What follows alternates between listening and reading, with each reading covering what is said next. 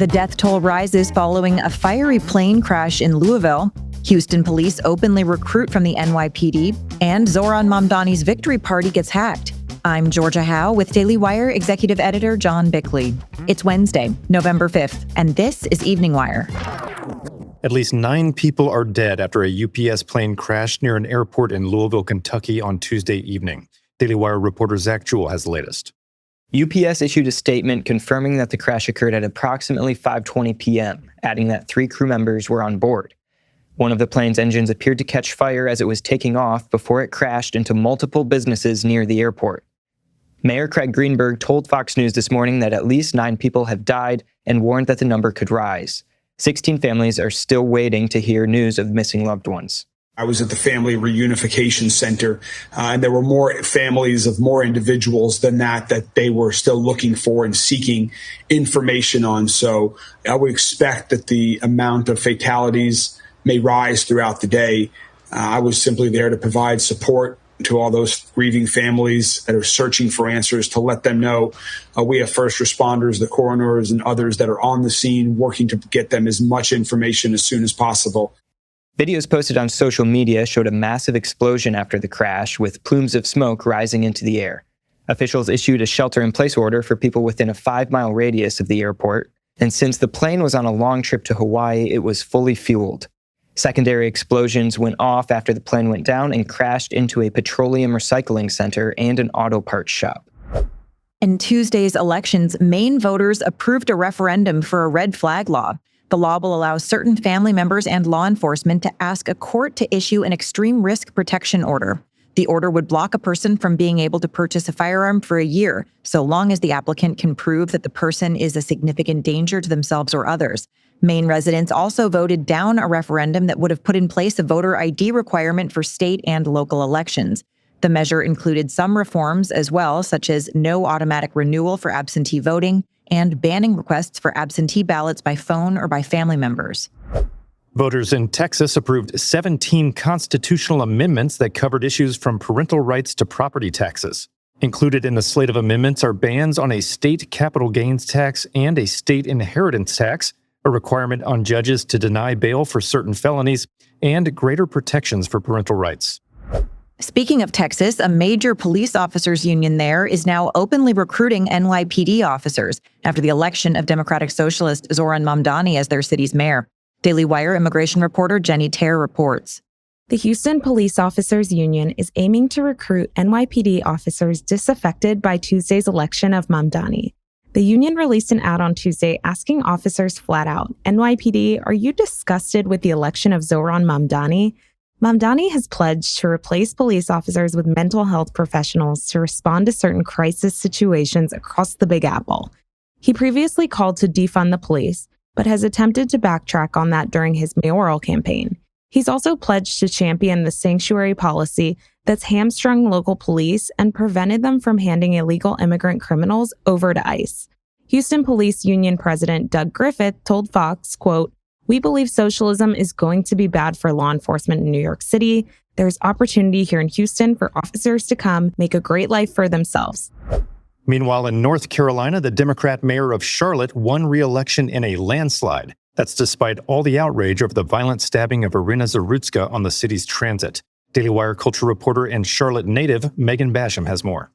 Democrat Vi Lyles won more than 70% of the vote over Republican challenger Terry Donovan in yet another election, solidifying the Democrats' control over Charlotte going back some 16 years.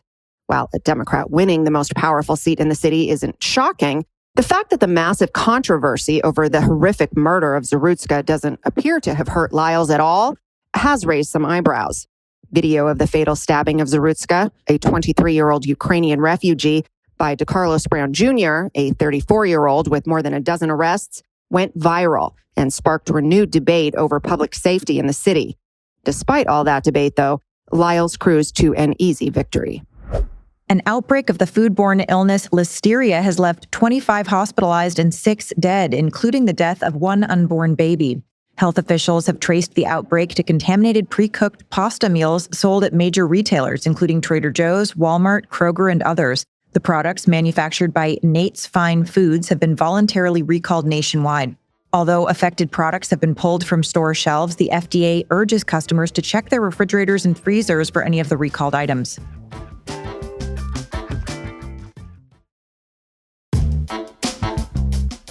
A month after calling on citizens to take up arms against drug traffickers if the federal government didn't take more action to stop them, the mayor of Uruapan, Mexico, was assassinated.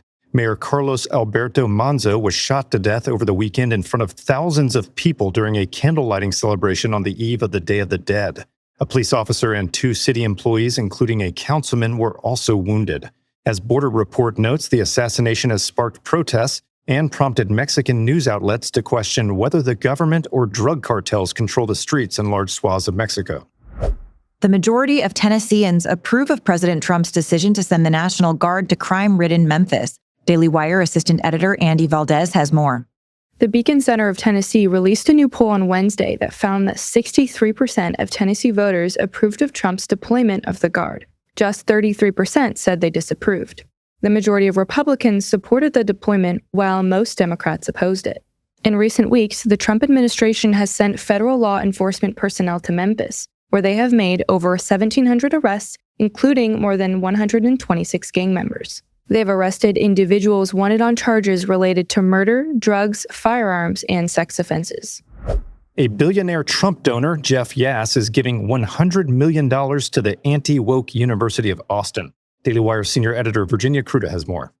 The school says it's the biggest donation it's received to date, and it's part of an effort to raise $300 million so the college can operate without government subsidies or student tuition.